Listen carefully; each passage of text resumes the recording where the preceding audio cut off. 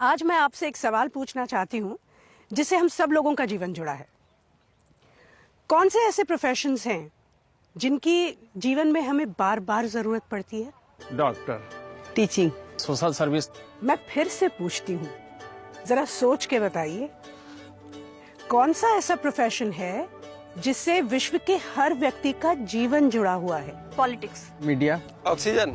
चलिए मैं दूसरी तरह से पूछती हूँ, वो कौन सा ऐसा प्रोफेशन है जिसके बिना आप एक दिन भी नहीं जी सकते? हाउसवाइफ की सर्विसेज के बिना हम नहीं जी सकते। फिल्म इंडस्ट्रीज है, उसके बगैर तो आज की जीना मुश्किल है। WhatsApp, Twitter, Facebook. अब मैं क्या कहूँ, हाथ कंगन को आरसी क्या।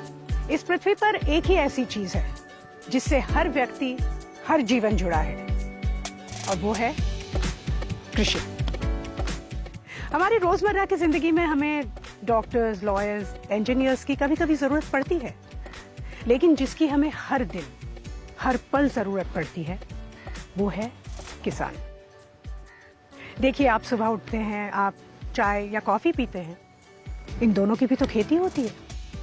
साथ ही आप बिस्किट खाते हैं, मतलब दूध, शक्कर, मैदा, फिर से खेती। आप सुबह बिस्तर से उठते हैं तो आपका जो बिस्तर है कॉयर का है, खेती, और आपकी जो चादर है वो कॉटन की है शायद, भाई कॉटन की भी तो खेती होती है। और आपके सिरहाने रखा वो टेबल लैंप, उसका लैंप शेड जूट का है ना। नहाते हुए आप जो भी साबुन इस्तेमाल करते हैं, नीम, एलोवेरा, फ्लोरल, या जो भी टूथपेस्ट या शैम्पू, इस सब का रॉ मटेरियल कृषि से ही तो आता है। और ट्रैवल करते हुए आपने बड़े बड़े वेयर हाउसेस देखे होंगे, या तो डैम्स, कनाल्स, और ये बड़ी बड़ी फैक्ट्रीज, इन सब में इस्तेमाल होने वाला रॉ मटेरियल एग्रीकल्चर से ही आता है। और रात को दूर आसमान में वो चमकता हुआ तारा जब आप देखते हैं, वो दरअसल तारा नहीं बल्कि एक सैटेलाइट है, और वो भी इस एग्रीकल्चर के नेटवर्क का एक हिस्सा है। तो जमीन में दबे बीज से लेके आसमान में सैटेलाइट तक हमारा जीवन पूरी तरह से कृषि से घिरा हुआ है। कृषि एक वैदिक शब्द कृषि से निकला हुआ है, जिसका अर्थ है जमीन जोतने की क्रिया।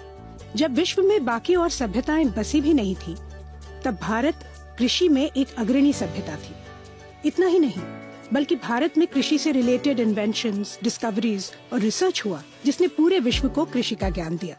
रामायण और महाभारत के वक्त से लेकर इंडस वैली के वक्त तक हमारी कृषि काफी विकसित हो चुकी थी। बीज बोने का सही समय, मिट्टी को फर्टाइल रखने के लिए क्रॉप रोटेशन, सिंचाई के लिए नालियां बनाना, ये सब तभी इजाद हुआ।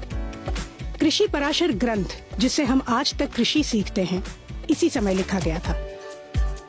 अथर्ववेद में कृषि को मानव का दर्जा दिया गया है, इसलिए हम इस धरती को अपनी माँ कहते हैं, और बड़े ही गर्व से इस जमीन को भारत माता कहते हैं।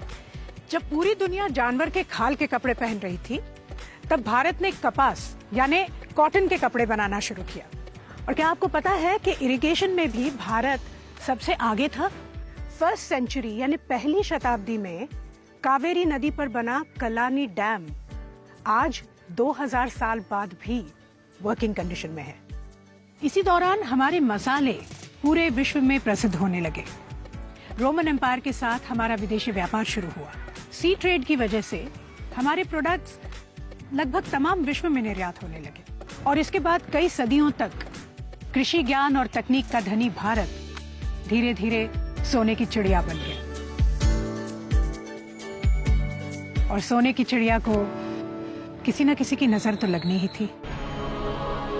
मुगलों के आने के बाद आबादी बहुत तेजी से बढ़ने लगी, और दूसरी तरफ अनाज कम पैदा होने लगा, और उसकी जगह कैश क्रॉप्स जैसे कॉटन, ओपियम, नील, इसकी पैदावार बढ़ा दी गई। मुगलों ने 1/3 फसल कर मतलब टैक्स के रूप में लेना शुरू किया। एक तरफ फसल कम हो रही थी, और दूसरी तरफ किसानों की हालत खराब हो रही थी। भारतीय कृषि पर लगा ये ग्रहण और गहरा हुआ अंग्रेजों के राज में, जब 1793 में गवर्नर जनरल लॉर्ड कॉर्नवालिस ने जमींदारी को अधिकृत कर दिया।